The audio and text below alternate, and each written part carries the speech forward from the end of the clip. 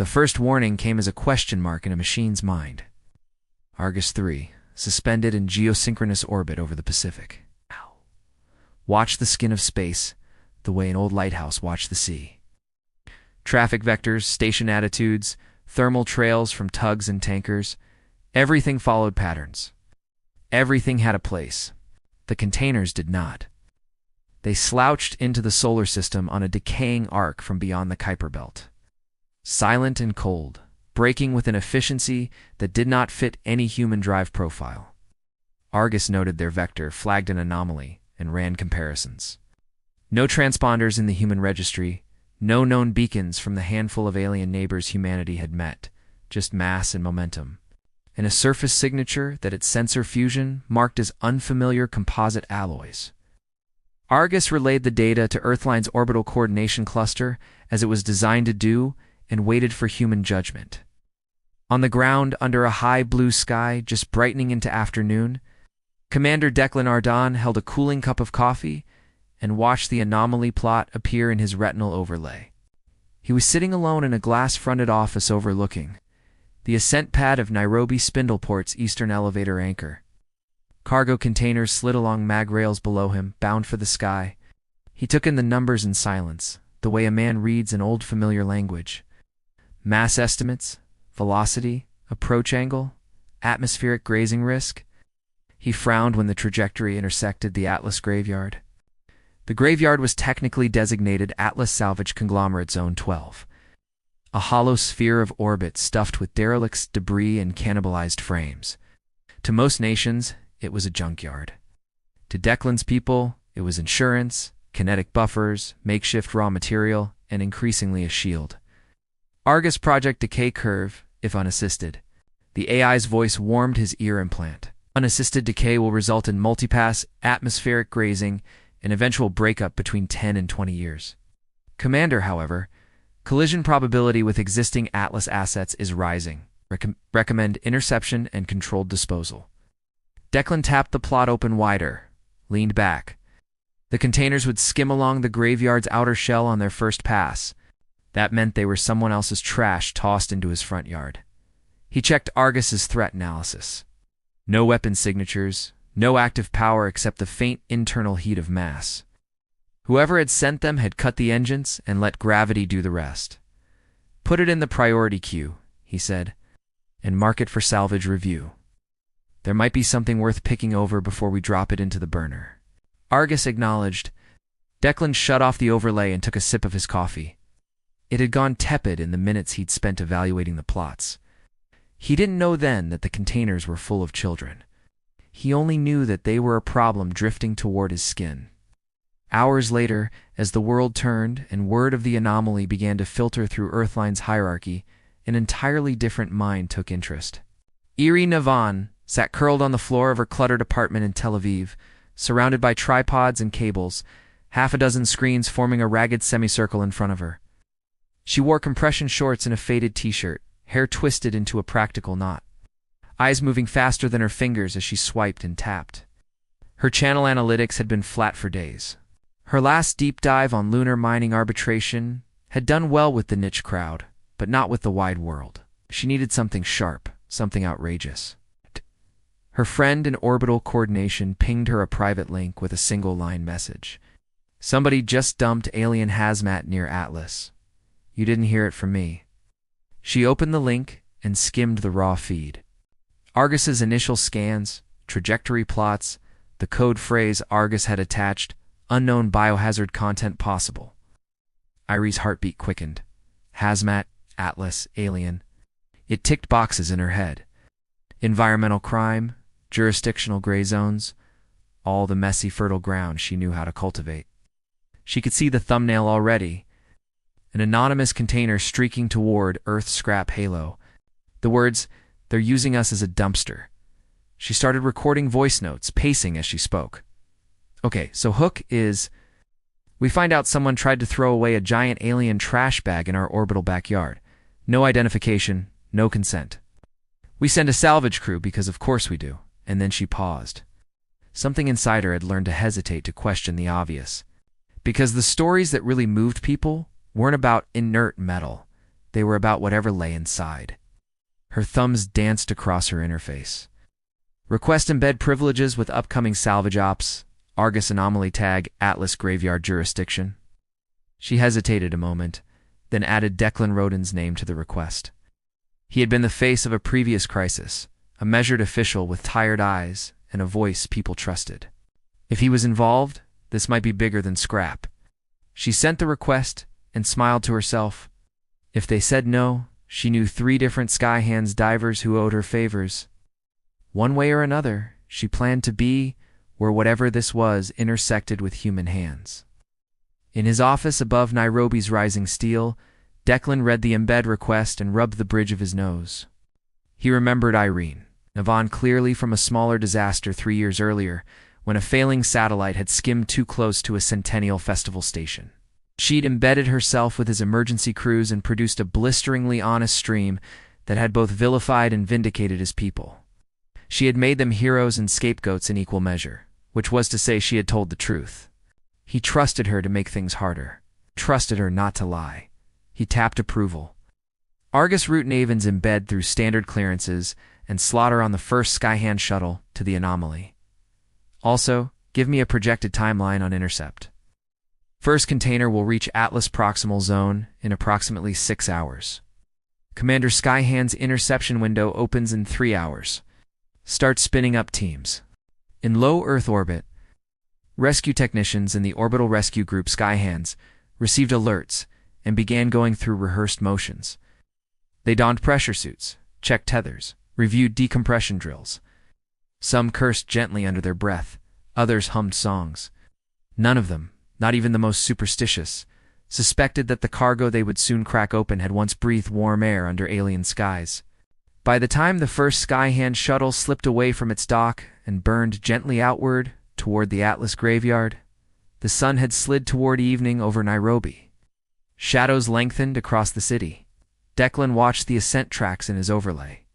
Every engine plume a thread in a web he'd been weaving his entire career. He had been an officer in wars, but this coordination of steel and flesh and timing felt like his true battlefield.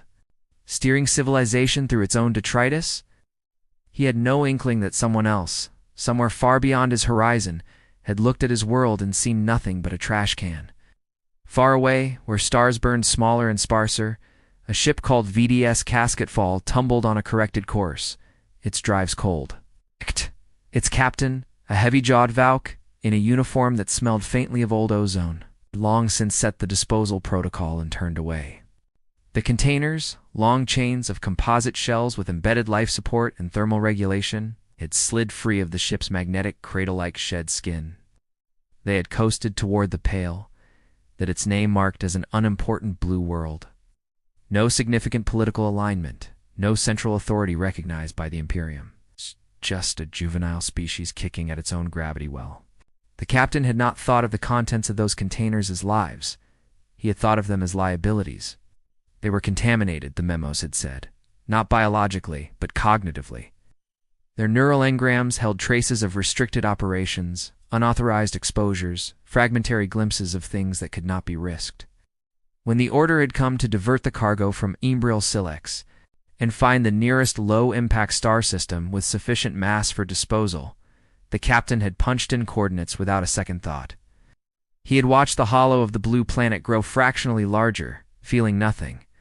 He told himself the Imperium knew what it was doing. He told himself he was merely obeying a protocol designed by minds greater than his.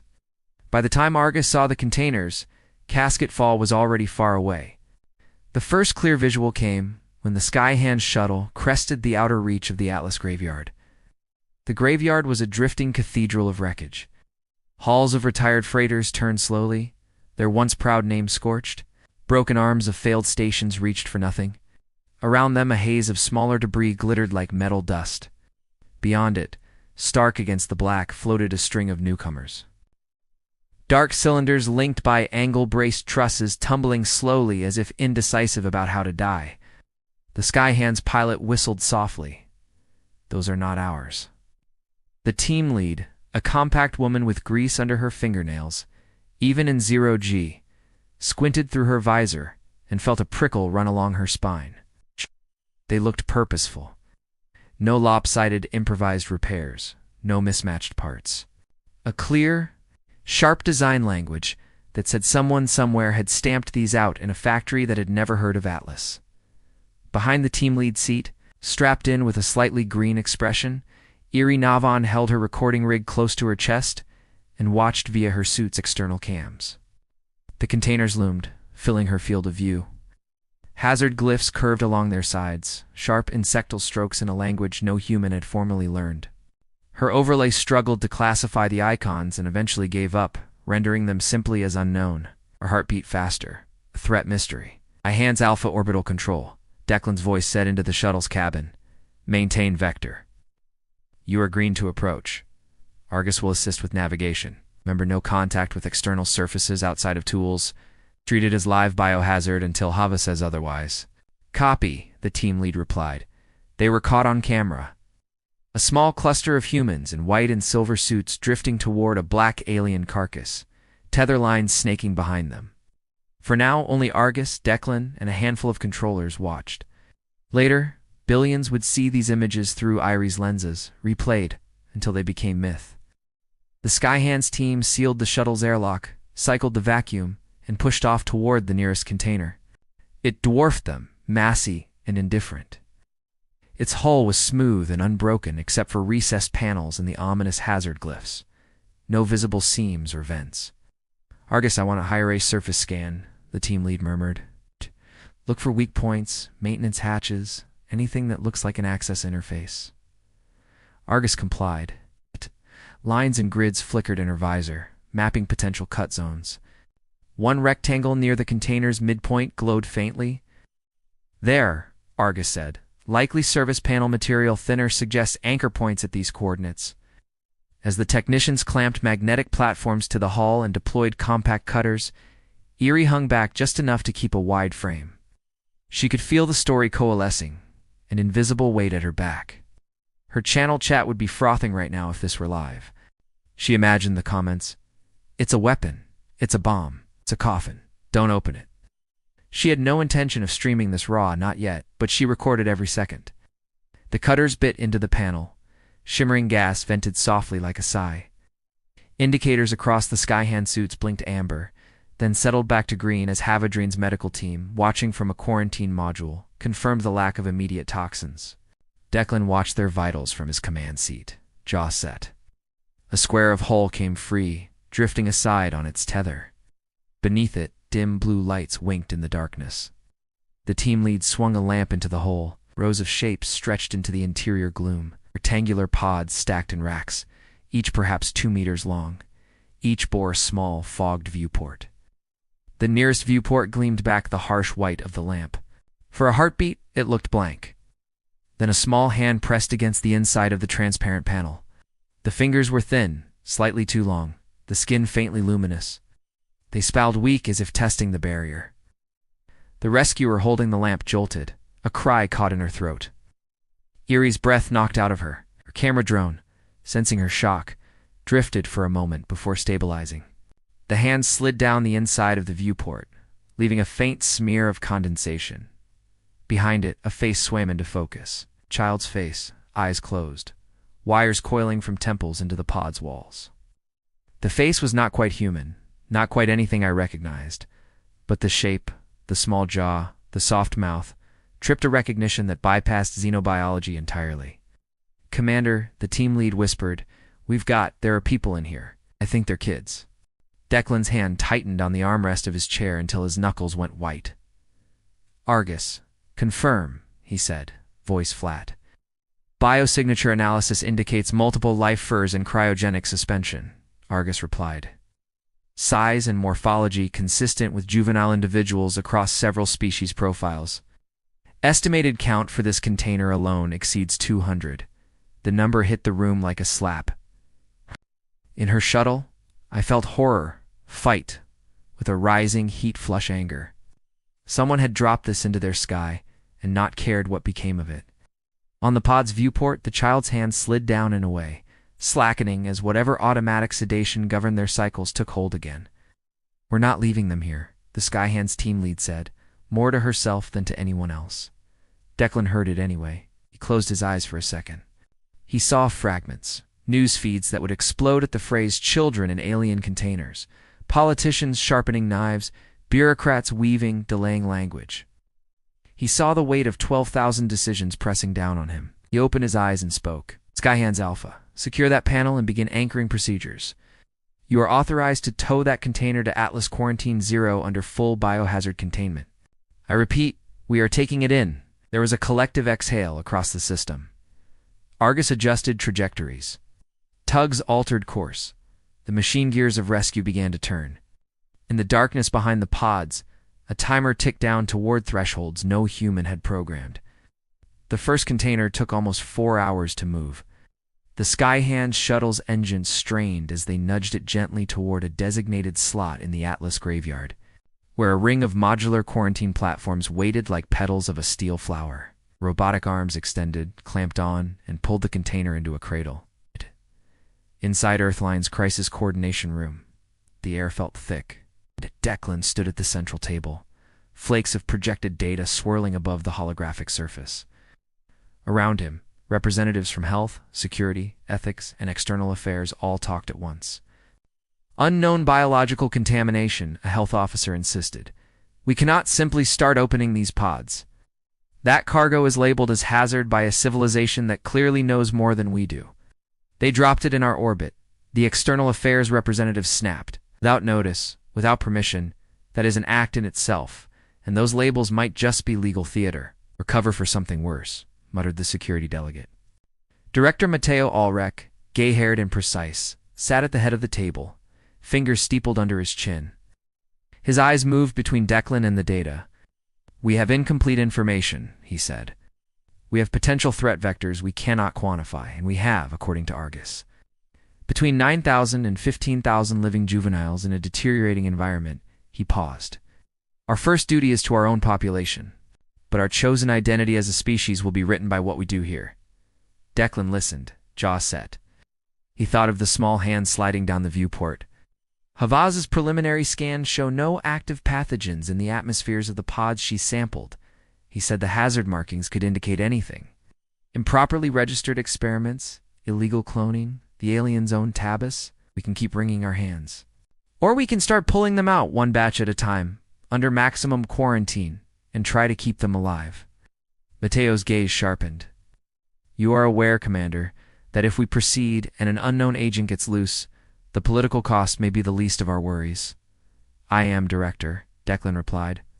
I'm also aware that if we let kids die in those cans when we had a chance to do something, we won't be able to look the mirror in the eye afterward. Even if the mirror is on a dying planet, he surprised himself with the sharpness of his own words. It wasn't how he usually argued. It sounded more like something an activist like Narration would say at a rally. In a sense, that was exactly the voice the moment needed. Matteo knew it. He'd spent his life balancing cold equations against the stubborn irrationality of human decency. He'd seen time and again that, for all their talk of pragmatism, humans carried an odd, dangerous allergy to abandoning those who couldn't fight back. Authorized limited intervention, he said. Finally, Hava gets access to a small number of pods and a secured module on the kindling full biotainment remote manipulator use whenever possible. Tovin Markle on call for system integration. I want those alien life support systems understood yesterday. Looked around the table. And for now, this operation remains classified. Public announcement will be made when we have more information. Declan's shoulders eased a fraction. Understood. It was already too late to keep it quiet. In orbit, footage existed, decrypted and backed up on local storage. On the shuttle ride back from the container, she had sat very still, helmet in her lap, reviewing the moment the hand hit the viewport again and again, imprinting it into her mind. Her instinct as a storyteller whispered, "This is the image. This is the heart of it." Her instinct as a human whispered something simpler. Help them.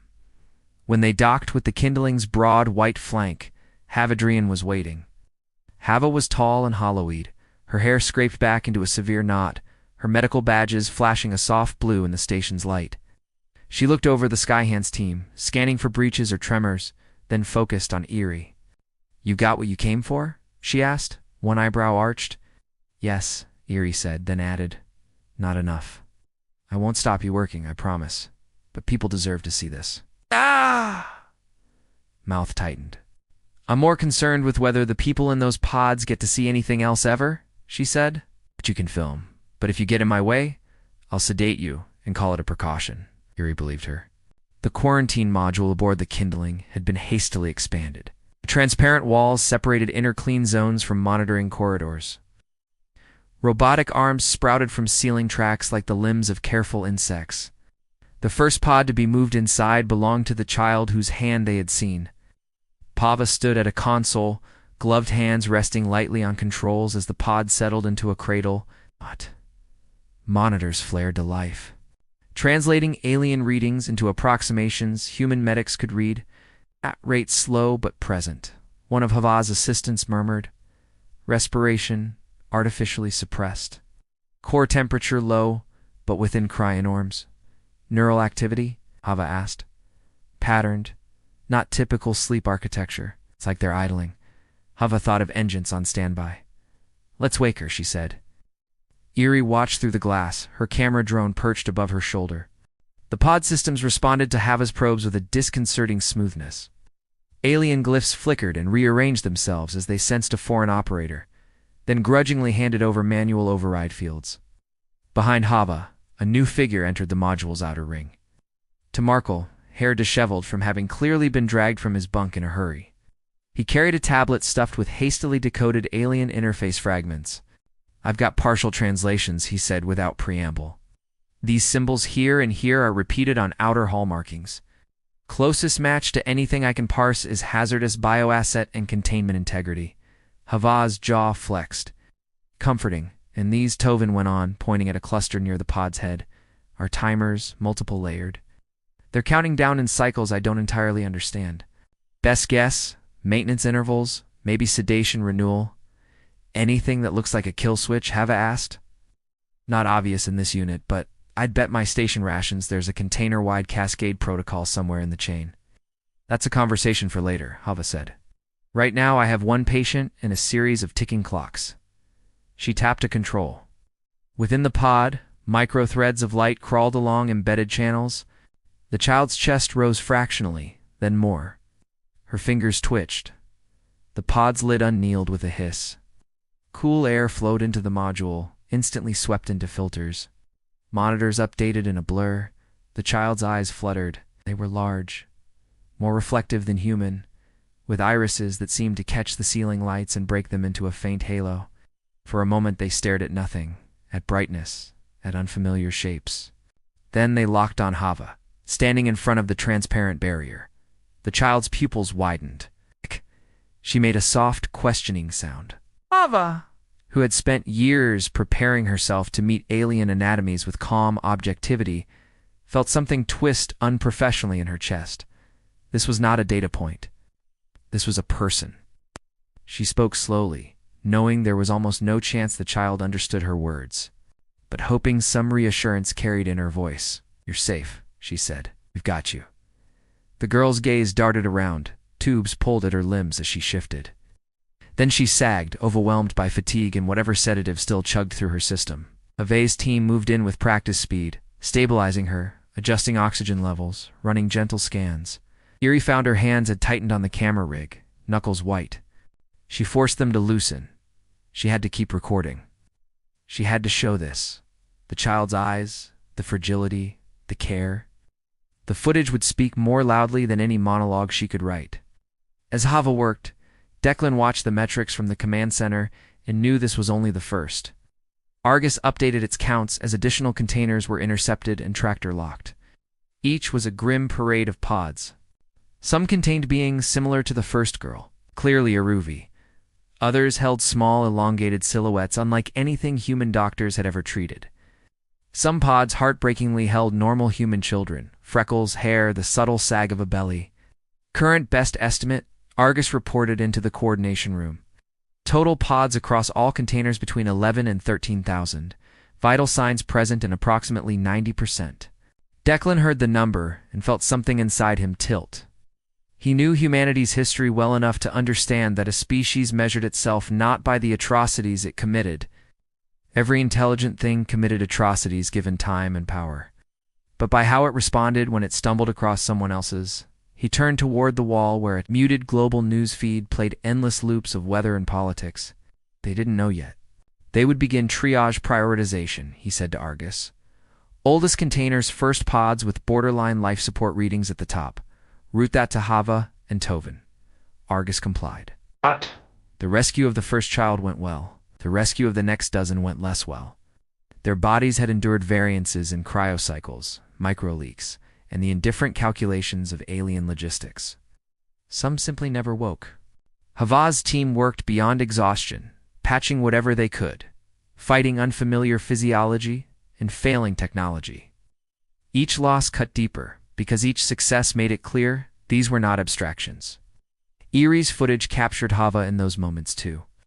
Standing over a pod whose occupants' readings had gone flat, her expression set in a mask that did nothing to hide the tremor in her hands.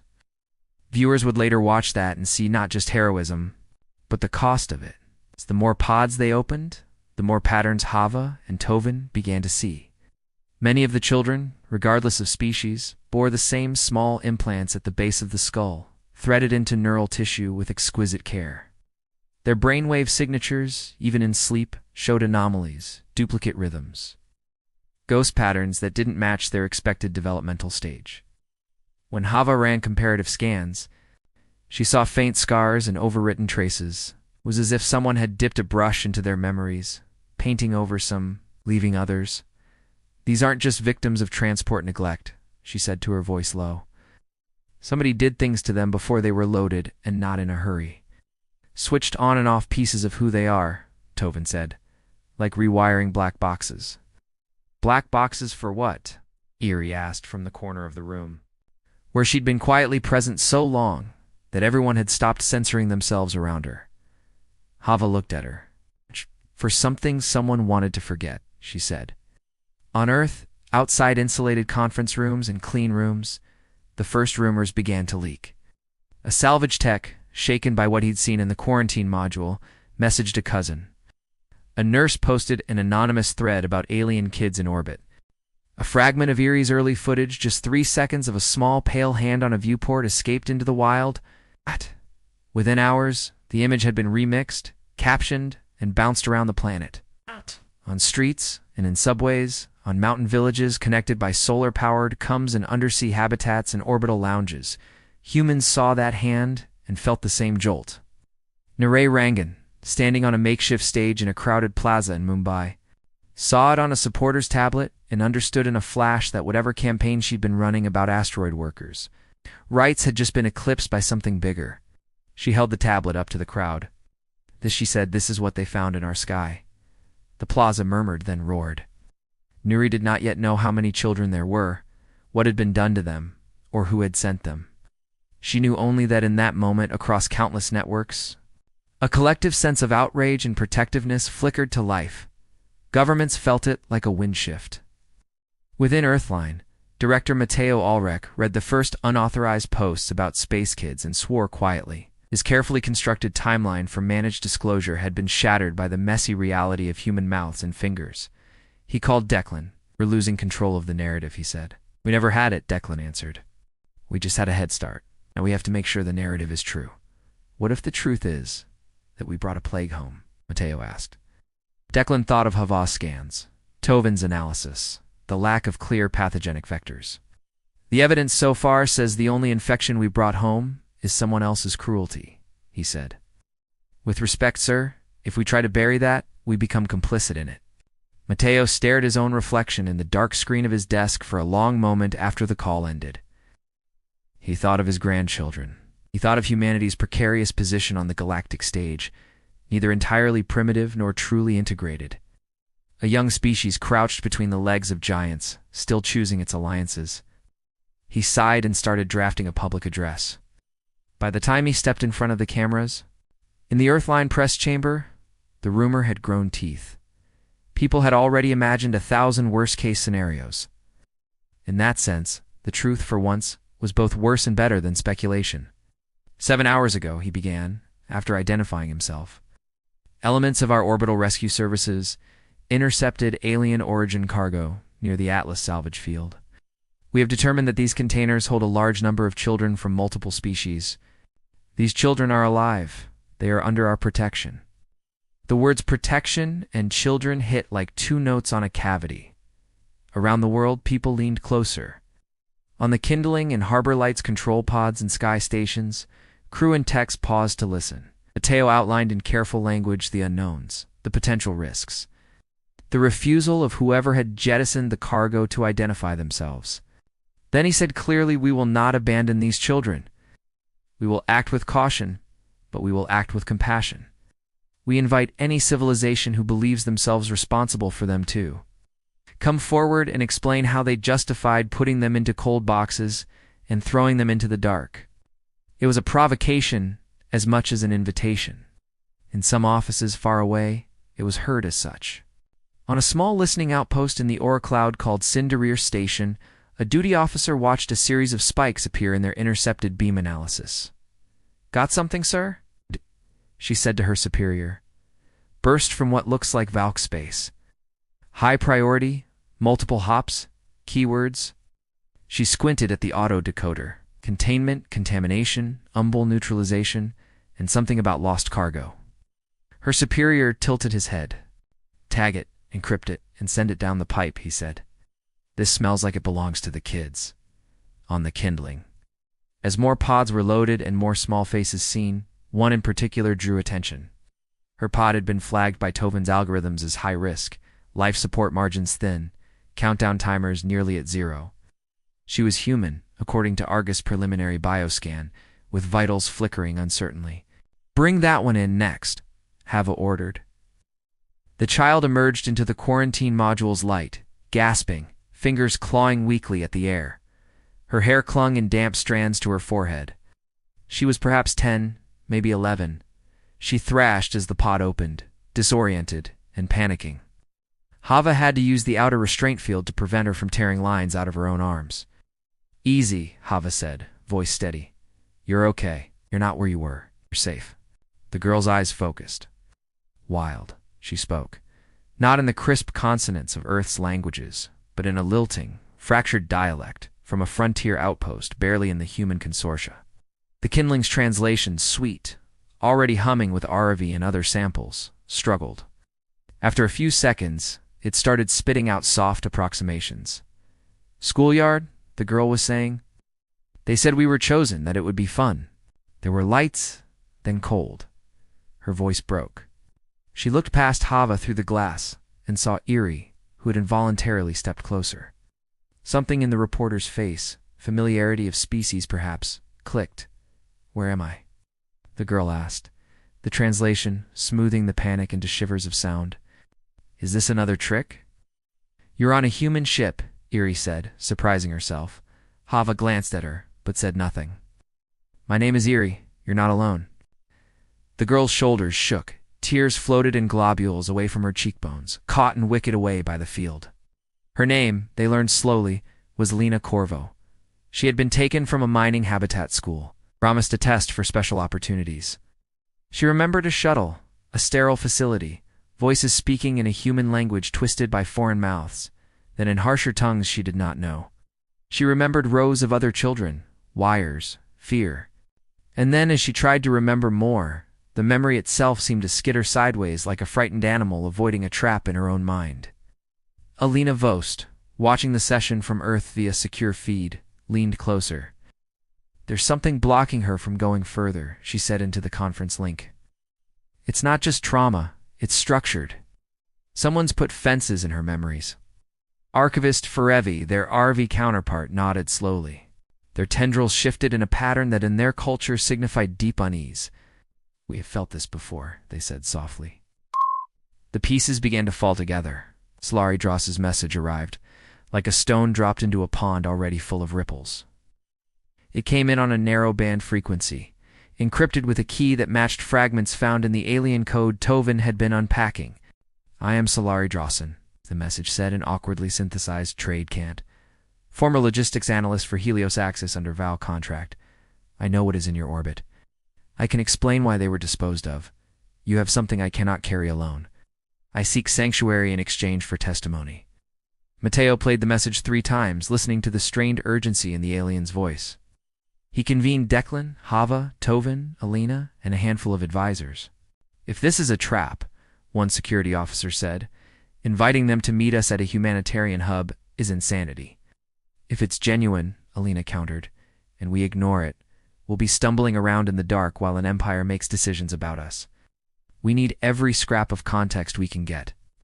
Declan thought about vectors and triangulation. A single data point, a string of containers, an unknown origin told you very little. Second, the intercept of Valk traffic about missing contaminated cargo gave you a line. A third, an insider with names and motives, could give you a plane. "We can't afford to let fear paralyze us," he said. "We choose the ground. We choose the terms." Harborite was built for emergency relief. It can be hardened. It's also away from the surface. Mateo watched him and wondered when the cautious commander had become such an advocate for risk. He already knew the answer. Somewhere between watching a small hand on a viewport and hearing Lena's halting description of being chosen. "Very well," Mateo said.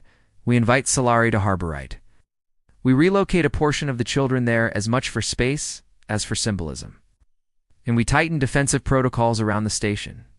Harborite had never expected to be the center of anything. Lanja Refuge Hub Harbor Light was designed as a way station, a place where disaster refugees could be triaged, resupplied, and redirected. It had docking arms, modular domes, a modest medbay. It was the kind of place that only specialists knew by name. Within days, it became something else. Transport barges and shuttles arrived from the Kindling and other quarantine platforms bearing pods and later ambulatory children. Volunteers came up from Earth via Nairobi Spindleport and other launch sites. Doctors, teachers, social workers, cooks. Davia Corin arrived with barely a bag, already drafting intake procedures and long-term care frameworks in her head. She walked the unfinished corridors of Harbor Light Tight, listening to the sounds of frightened children in different languages, echoing down metal walls, and rearranged everything. These ones need quiet. These ones respond to music. These ones need constant tactile reassurance. She assigned human volunteers to non-human children based on personality, not just physiology. A burly asteroid mechanic with a gentle touch ended up as the primary contact for a cluster of delicate RV kids.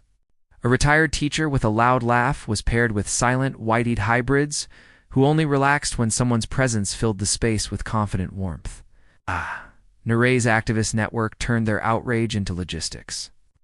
They organized donation drives not just for physical goods, but for attention and political support. On Earth, marches wound through capitals with banners reading, "No child left to die in orbit." On Harbor Lightite, Alina Vose set up a neurotherapy suite in a former cargo bay. Sensors lined the ceiling. Chairs and cushions filled the floor. Kids sat plucking at tactile toys while Alina and Favi took gentle readings, mapping the invisible scars in their minds. Lena Corvo became one of Alina's regulars. Alina found her astonishingly resilient. Lena woke from nightmares with shaking limbs and damp hair, then insisted on joining group activities. She asked questions that adults had trouble answering. Why did they want us? Why didn't anyone stop them before? In therapy sessions, with her consent and the help of Ferevi's careful touch, Lena revisited the edges of her abduction. She saw the schoolyard again, the strangers with their 2 bright smiles and precisely worded offers. She saw the shuttle's interior, the way the walls seemed to hum with tension. She felt the prick of a needle, the sinking cold. Every time she approached the memory of the facility beyond, she hit a strange inner wall. Her heart would race, her palms sweat, and her thoughts would slide away, skittering into safer crevices.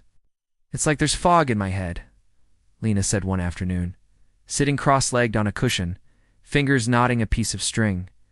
"If I walk towards some parts, the fog gets thicker. I push, I feel sick." Lena nodded, watching her monitors. "That fog was put there deliberately," she said. "Your mind is doing exactly what it should, protecting you until we can move carefully. You're not failing. Someone else failed you. We're going to fix that as much as we can." Lena looked at her with an expression that was too old for her years. "Will it ever go away?" she asked. "Maybe not completely," Alina admitted. But it will change. It will become something you can live with, instead of something that runs your life from a shadow. And in the process, if you choose, you can help us understand what they did to you and the others, so we can stop them from doing it again. Lena hesitated, then nodded slowly. Then I want to remember, she said, even if it hurts. Far outside in cold space. Drawsons. Small shuttle crept toward Harbor Light under a transponder that flickered between recognized and unknown. They were tired down to the bone. Their species, long used to bending under the Imperium's weight, had almost forgotten what resistance felt like. They had helped coordinate cargo loads for Helios Axis for longer than human civilization had had spaceflight. They had seen numbers and codes where others saw faces. It had always been easy to tell themselves they were just pushing symbols around. Then the cargo lists had changed. The manifests had begun using euphemisms that even their jaded heart could not swallow. Contaminated juveniles, hazardous engrams, cognitive waste. Solari had overridden access restrictions, read deeper, and seen glimpses of Umbrel's work. Children wired to machines, their experiences siphoned and overwritten. Their fear turned into graphs. The knowledge had poisoned them. Now, as Harbor Light's docking clamps closed around their shuttle, as security staff in neutral gray suits and varied physiologies waited on the other side of the airlock, Solari wondered if they had traded one kind of death for another. The airlock cycled, gravity rose gently as the internal ring spin pressed down. A human man stepped forward, medium height, hair going to silver at the temples, wearing the Earthline Directorate's emblem on his chest. Beside him stood Declan, posture half military, half exhausted civic official. Behind them, Irie's camera drone hovered, red recording light winking. Solari straightened their shoulders. "I am Solari Drawson," they said aloud for the first time in a place not owned by Helios Axis.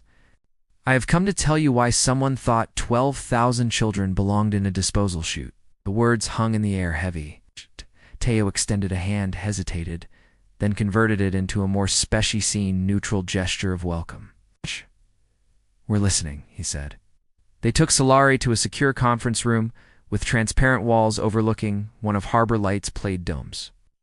Through it, the alien watched a human volunteer attempt to teach a group of RV children how to throw a ball in microgravity. The ball bounced, floated, was caught by a child whose skin gleamed faintly in the station's light. Solari's throat constricted. "They should not be here," they said softly.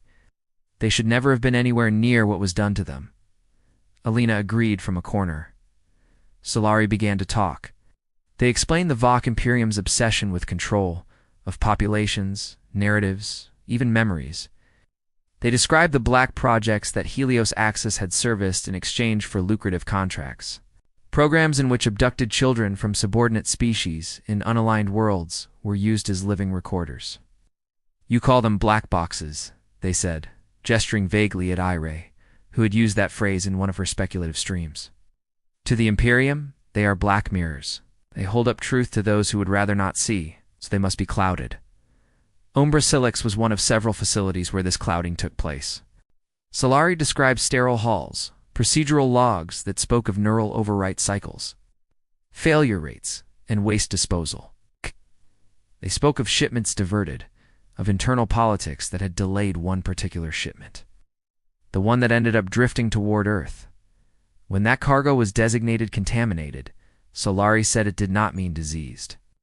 It meant that the attempts to overwrite memories had failed in ways the Imperium considered too risky. The children had seen too much. Their minds had resisted. There was disagreement among our superiors about what to do.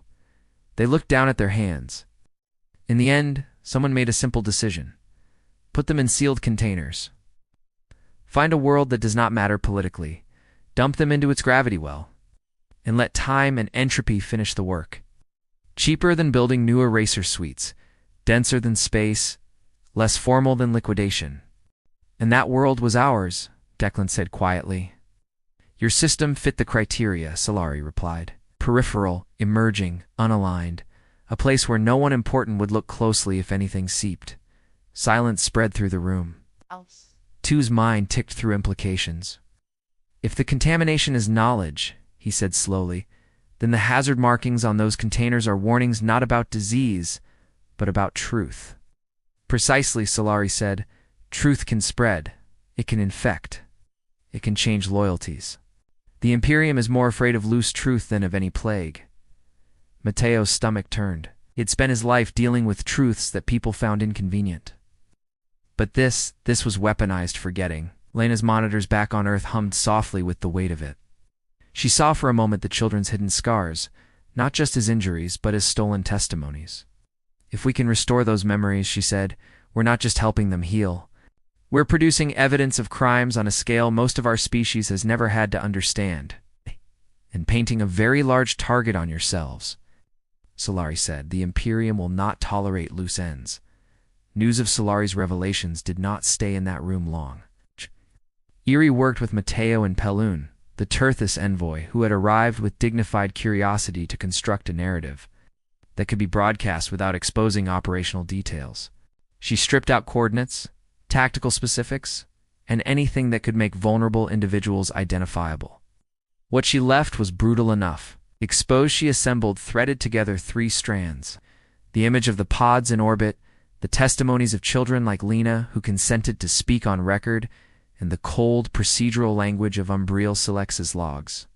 She timed the release to coincide with Mateo's formal declaration that Earthline had granted asylum to all rescued children. Anyone who objects, Mateo said into the camera, may come and make their case before the children themselves, and before every other civilization that wishes to listen. Far away, the Vocath Imperium listened grudgingly. They had known from scrambled reports that something had gone wrong with the disposal of a particular contaminated cargo. They had not expected the juveniles to be alive, speaking, and under the protection of a species whose moral streak was beginning to outshine its technological modesty. The first response was not a fleet. It was a message. The communique came through a standard diplomatic channel cloaked in icy politeness. Your world has unknowingly taken custody of bioassets, compromised by cognitive pathogens. For your own safety, and for that of the wider community, you are instructed to transfer custody of all contaminated juveniles to Val quarantine teams at once. Failure to comply will be treated as willful proliferation. Mateo read it aloud in a meeting on Harbor Lightite, voice carefully neutral. Joas Tyrion listened, hands folded. The Admiral had only recently been pulled into the inner circle, his attention diverted from patrol schedules to contingency plans. The word pathogen is doing a lot of work there, I muttered. It is a lie, Solari said flatly, but a convenient one. They will find ears willing to hear it. What happens if we refuse? Nuria asked, arms crossed. Solari made a small gesture with one hand, a shrug in their people's vocabulary. They will come, they said. They were right. Reports from Cindermere and other listening posts sketched the gathering of a formation on the edges of known space. Val cruisers lean and scaled with armor accompanied by Helios Axis support craft. Their stated purpose in internal communications was containment of a compromised system. Joes watched the vector plot spin toward humanity's fragile ball of blue and green in cloud. We can't meet that hidden, he said. First to himself, and then to anyone who would listen. If we line ships up, bow to bow, we'll lose. We don't have the hardware, and we don't have the experience. What do we have? Declan asked. Joyce thought of Atlas, of Argus, of the junk and improvisation that had gotten humans this far. We have a sky full of trash and minds that know how to move it, he said. We have a YS that can breathe in too much data and exhale patterns. We have a species that turns kitchens into command centers if you give them a crisis and a cause. We have 12,000 kids people are suddenly willing to do anything for, Nari added. The plan that evolved in the days that followed was not elegant. It was in some ways very human. Argus mapped the Atlas graveyard in obsessive detail, identifying hulks that could be nudged into new orbits without collapsing the whole mess. Tugs repositioned derelicts, turning the graveyard into a churning belt of potential cover and obstacles. Civilian manufacturers repurposed assembly lines, churning out small drones by the thousands. The drones were simple, little more than a microdrive, a processor, and an emission package. In Argus's hands, they would become a swirling aurora of false signatures and localized interference. To sitting in a cramped workstation piled with empty nutrient wrappers, turned his talents outward. With Solari's help, he burrowed into Helios Axis's logistics network, exploiting the same complacent interconnectedness that had made their empire's spanning operations efficient. He inserted glitches, conflicting orders, maintenance recalls. The aim was not to stop the Valk formation. That was impossible, but to fray its edges, to make its support vessels trip over themselves just enough to matter. On Harbor Light, life went on under the hum of impending battle. Children learned to read human letters and 2 pseudogs in the same day. They decorated the walls of their dorms with drawings that mixed old worlds and new. Some drew ships like the ones that had taken them. Others drew Harbor Light's domes, seen from the outside floating in black. Lena watched drills play out in the station's corridors. Volunteers herded children into shelters, timing themselves. Skyhands teams practiced sealing hull breaches with foam and flexible armor patches. Lena, sensing Lena's growing anxiety, offered to move sessions to a quieter corner. "No," Lena said. "I want to see. They're coming for us, right?" "Yes," Alina said, "because lying would only make the truth worse later. But we're not easy to take," Lena said. She remembered in flashes now the way Imperium officers had spoken about her and the others, as if they were packages. She remembered overhearing one say in accented human language, "If they leak, it will be messy. What if we leak on them instead?" she said half to herself. Alina smiled thinly. "That, I think, is the plan." The day the Valk ships dropped into local space, it was morning over Nairobi and late evening over Harbor Light's portion of its orbit. Time zones became meaningless. Everyone synced to Argus countdown. At 8:15 a.m., Earth Standard, Argus sang into the network. Valk Helios formation entering outer perimeter. Vector confirmed toward Earth-Moon plane, initiating Phase 1. From his command chair on a hardened platform above Earth's primary control center, Joas watched their signatures bloom on his display.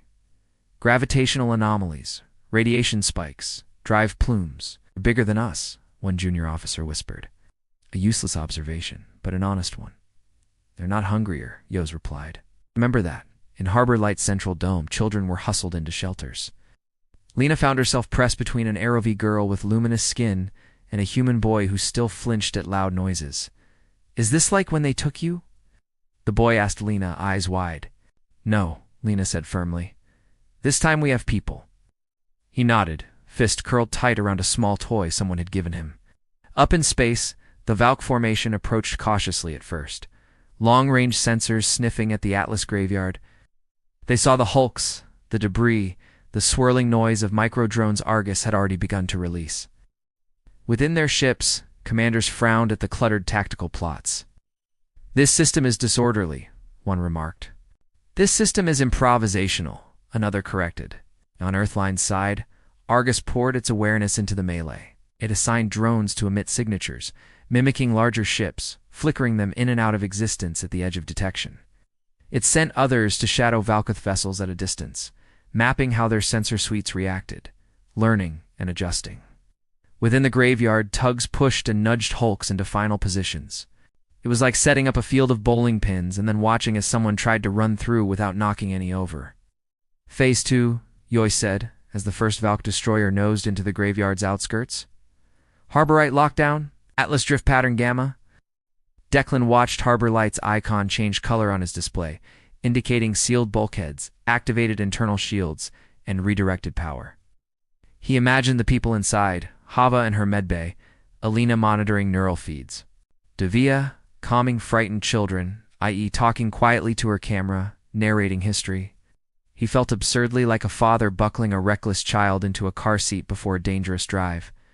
The first shots were not meant to hit anything. Valk gunners fired controlled beams and packets into the graveyard, testing density, watching how wrecks shifted. They picked off a few drones by chance, their explosions flickering like distant fireflies. Then a Valk destroyer, more confident, pushed deeper toward the cleared corridor that led eventually to Harbor Light's orbit. Argus had anticipated this. It had seeded that corridor with dormant microdrones, each programmed to wake at a precise threshold. As the destroyer crossed it, the drones kicked on, unleashing a storm of electromagnetic static. Vox sensor feeds filled with ghosts. False signatures blossomed and died in randomized patterns as the destroyer slowed, uncertain. Its escort ships adjusted, trying to compensate. In doing so, they bumped up against hulks Argus had gently nudged into their paths, forcing awkward burns and in one case, a near collision that threw another vessel off course entirely. On Helios Access Support Craft, systems began to glitch. Two's malware, long embedded, chose this moment to trigger a series of false alarms. Maintenance consoles screamed about imaginary coolant leaks. Navigation arrays rebooted. Fuel valves refused to open until non-existent inspections were logged. Vault commanders swore in languages no human had heard. "This is not random," one spat. "Someone is inside our systems, then crushed them from the outside." Another snarled. They concentrated their force. Several ships struggling through the graveyard's arranged chaos finally emerged into relatively clear lines of fire toward Harbor Light. Inside Harbor Light's control room, an alarm shrieked. "Enemy vessels on direct vector," a controller said, voice clipped. "Charging weapons. Time to impact at current range if they commit." Approximately 12 minutes, Declan's heart pounded. 12 minutes felt like both an eternity and no time at all. He said over the link, "We're at that cliff." "Phase 3, Yoyes replied. His hand hovered over a control, then pressed around Harbor Light. Formerly inert cargo containers lit up. Skyhands had spent long nights repurposing them into kinetic barriers, attaching tethers that ran back to anchoring hulks in the Atlas field. It was not an impenetrable shield. It was a wall that moved and flexed. A boxer's raised arms rather than a castle's granite. The first volley came like a sunrise. Beams lanced out from Valk guns, bright and terrible. They hit the moving barrier, chewing through containers and sending fragments spinning. Some pieces glanced off Harbor Light's outer plates, scoring long scars but not penetrating. Inside the station, the impact sounded like distant thunder. Children flinched. A few screamed. In one shelter, Lena gripped the boy's hand so tightly his knuckles went pale. "They didn't hit us," she whispered more to herself than to him. "They hit the junk." "We're not junk." In the medbay, Hava felt the vibrations under her boots and checked the readouts on her suspended patients. Their pods were shock-mounted. The children inside slept through the storm. "Status," she snapped. "Structural integrity holding," an engineer replied over the station net. "We've lost some external modules, but the core is fine. Keep it that way," Hava said. On the human side, no one ordered counterfire with lethal intent. They had no planet-cracking weapons, no fleets of warships. Their offense, such as it was, lay in forcing the Vok to waste their shots and in eroding their willingness to shoot. That erosion required witnesses. Eerie stood in Harbor Light's central dome, camera drone hovering near her shoulder, watching the streaks of light through the station's transparent ribs. She spoke with a calm she did not fully feel. "Out there," she said into her mic, "are ships built by an empire that thinks children who remember its crimes are biohazards. And here are those same children and the people who refuse to let them die quietly. You're watching this because someone thought dumping them in our sky would be easier than facing what they did." She gestured slightly toward the bulkhead, behind which Lena and others sheltered. "We are not firing back with the same weapons. We are firing with attention." With evidence, her feed split screened by pre-arranged plan with clips from Umbriel Silex logs. Clinical descriptions of erase cycle failures of asset disposal of cognitive contamination indices. The visual juxtaposition cold text beside the warm, chaotic life of Harbor Light under threat hit viewers like a hammer. In a shelter, Lena watched the same feed on a wall display. Her own earlier interview from the kindling played briefly, her small face, eyes tight, saying, "They said we were chosen." She saw herself, then saw the ship lights outside. She stood up. "Where are you going?" the boy asked, gripping her sleeve. "To say something," Lena said. She found her way with surprising ease. Through the warren of corridors to the dome where I was filming. Security personnel moved aside when they recognized her. This, too, was part of the new reality. The children were not cargo. They were voices. Eerie saw her approach, and after a flicker of surprise, stepped slightly aside, microphone still live. Lena stood in front of the camera drone, breathing hard.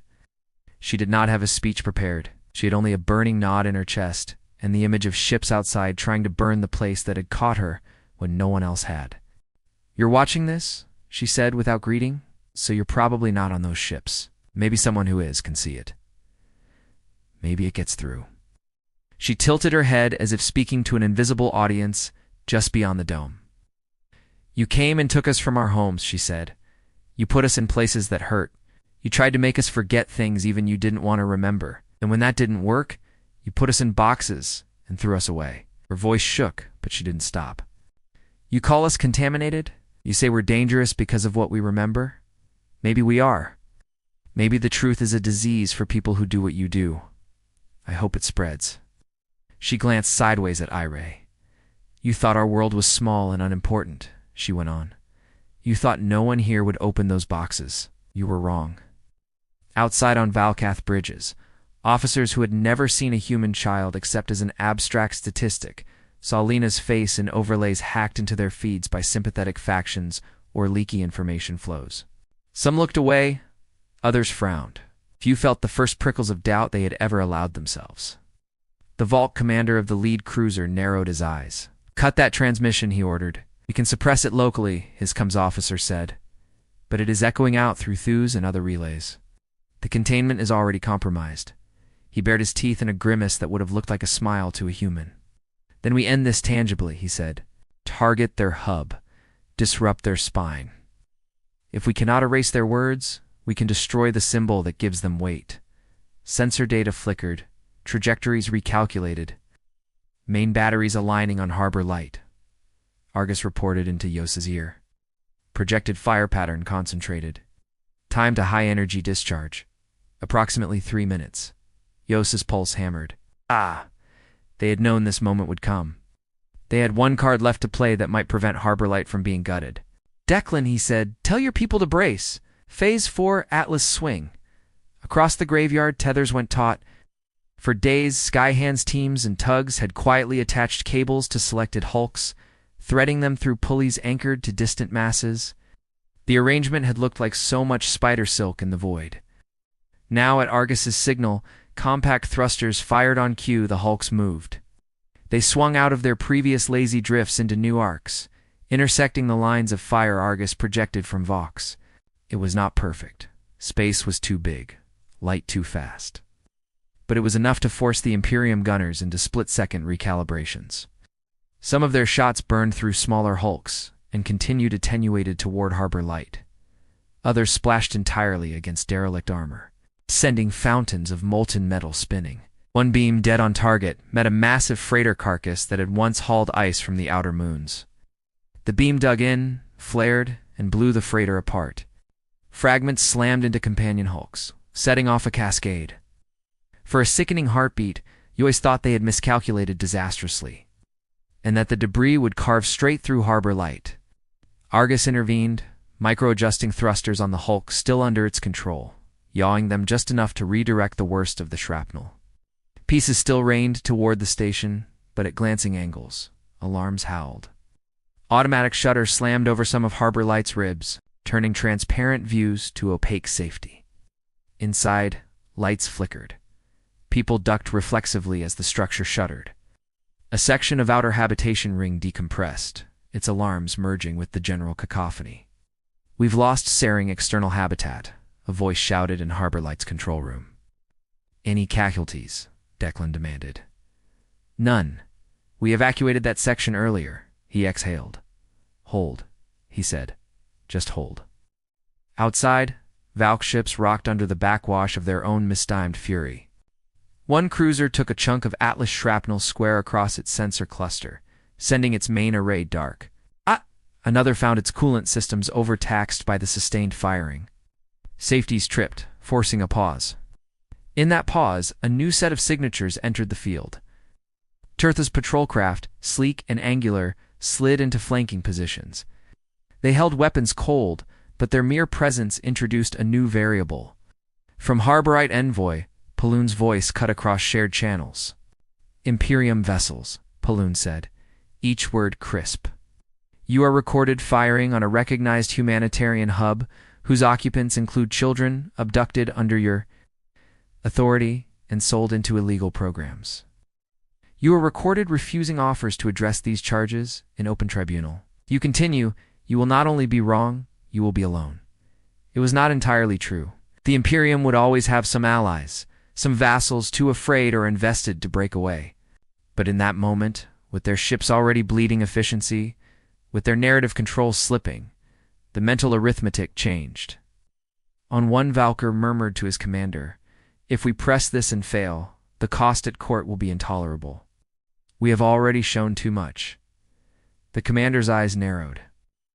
"If we retreat, we admit that these juveniles and their caretakers have defied us with impunity," he retorted.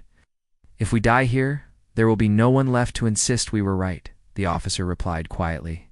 Strategic cowardice and flickers of conscience merged into something like prudence. On the human side, no one could hear the murmured arguments in Valku.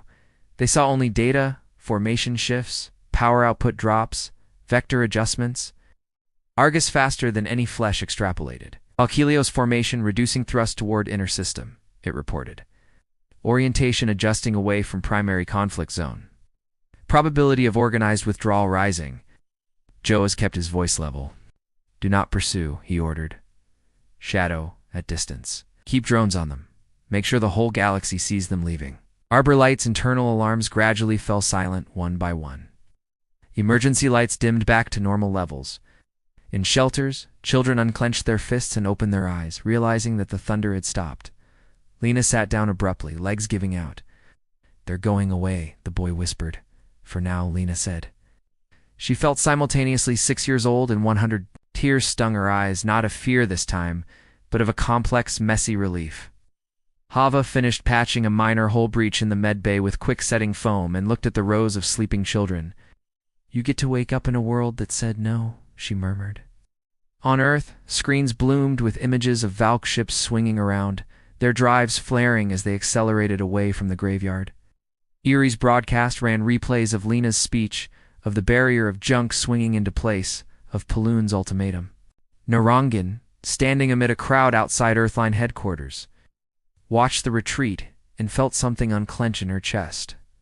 "They blinked," she said to the person next to her. "Not enough," came the reply. "No," she agreed, "but enough to prove they can." In the weeks that followed, the galaxy reeled. Terthus and other polities petitioned for inquiries into Umbriel Silex. Leaked logs from that and other facilities made their way into a NINT Transcal framework. The Valk Imperium issued stilted statements about rogue elements and misinterpreted protocols, trying to distance the core regime from the ugly details. Helios Axis fired a slew of executives and claimed corporate ignorance. Solari Drossen under joint. Earthline Taru's protection began the slow process of testifying in venues that had never before considered the crimes of memory theft and cognitive mutilation at this scale. Harborite did not go quiet. It evolved. The emergency pods became dormitory wings. The played domes turned into classrooms. Children learned history that included their own suffering, contextualized not to trap them there, but to give shape to what they had survived. Davia Korin worked with countless families on Earth and beyond to arrange placements for those children who could not or did not want to stay at Harbor Lightite. Adoption laws across multiple jurisdictions twisted themselves into new shapes to accommodate multi-seas guardianship. Lena Corvo stayed. She chose to remain on Harbor Light as both student and increasingly advocate. She joined Alina in carefully curated memory recovery sessions, sometimes stepping in to offer peer support to younger children who were scared. In one such session, months after the battle, she finally pushed through a patch of the fog in her own mind and saw with searing clarity a Valkyr standing over her as she lay wired to a machine. He had looked down with an expression not unlike boredom and said in accented trade, "Can't if this doesn't take, she goes in the bin. Waste disposal doesn't care about faces." The memory slammed into her present like a wave. She gasped, fingers clawing at her own skull. Alina held her, letting her shake. "You're not in that room," Alina said, voice steady. "You're here on Harbor Light. He's gone. You're not." Lena sobbed, then laughed, but the sounds tangled. "I want to find him," she said when she could speak. "We might," Alina said. "But even if we don't, you've already beaten him." "How?" Lena demanded. "We're supposed to die quietly," Alina said. "You survived loudly." News feeds would echo that phrasing for years. Irie's final report on the crisis ended not with the retreating silhouettes of Valk ships or the thunder of legislative gavel strikes, but with a quieter scene. She stood in a harbor-like corridor, camera pointed toward a window. On the other side, in a gravity garden, a ring where centrifugal force simulated homey, up and down. Children played among floating vines and artificial sunlight. Human kids chased Eruvi kids laughing. Turthus volunteer tossed a ball high, and a hybrid child with faint ridges along their temples leaped to catch it, legs kicking. I spoke over the image, voice softer than in her earlier broadcasts. They dumped something in our sky, she said. They thought it was waste. We opened it and found 12,000 children instead. We still don't know what the long-term cost of that choice will be. We know only that we made it, and that we'll have to live with the consequences together. The camera panned slowly, catching Lena for a moment as she stood to one side, watching the game with a thoughtful expression. The girl noticed the lens, met it, and offered a small wry wave. People say humanity stepped onto the galactic stage when our ships first left our orbit. I went on, maybe that's true in a technical sense.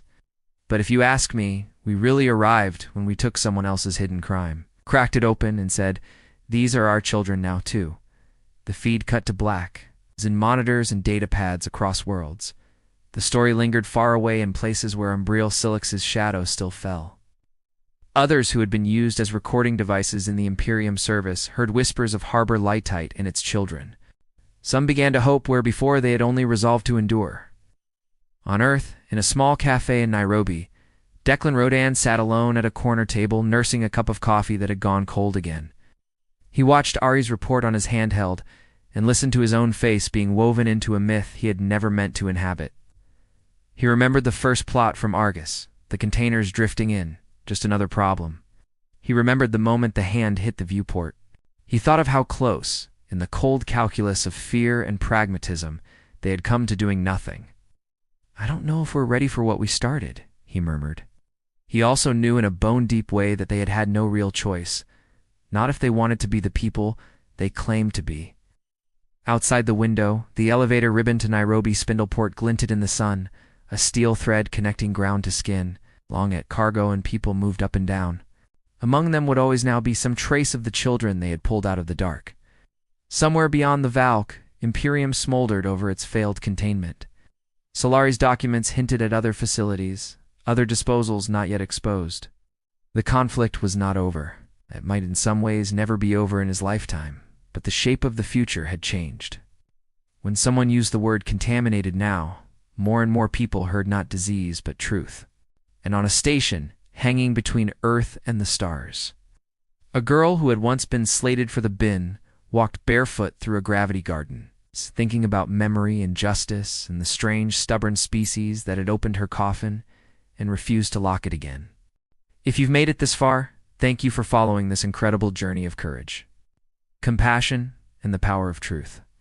The story of Harbor Light and the children who survived reminds us that humanity's greatest strength isn't in our weapons or technology, but in our unwavering commitment to protect those who cannot protect themselves.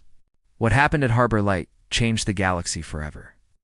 It showed that even a young species like humanity could stand up to empires when guided by conscience rather than fear. Lena Hava, Declan, Erie, and countless others proved that every voice matters. Every life has value, and truth, no matter how buried, will always find a way to the surface. If this story moved you, please like this video and subscribe to the channel for more thought-provoking science fiction. Narratives that explore what it means to be human in an infinite universe. Share this with someone who needs to hear a story about hope, resilience, and the courage to do what's right even when it's dangerous. Remember, we are all Harbor Light. We all have the power to open the boxes others would rather keep sealed, to speak truths others fear, and to protect those who've been forgotten. The question is, will we? Thank you for listening, and until next time. Keep looking up at the stars and remembering that our humanity is defined not by what we fear, but by who we choose to save.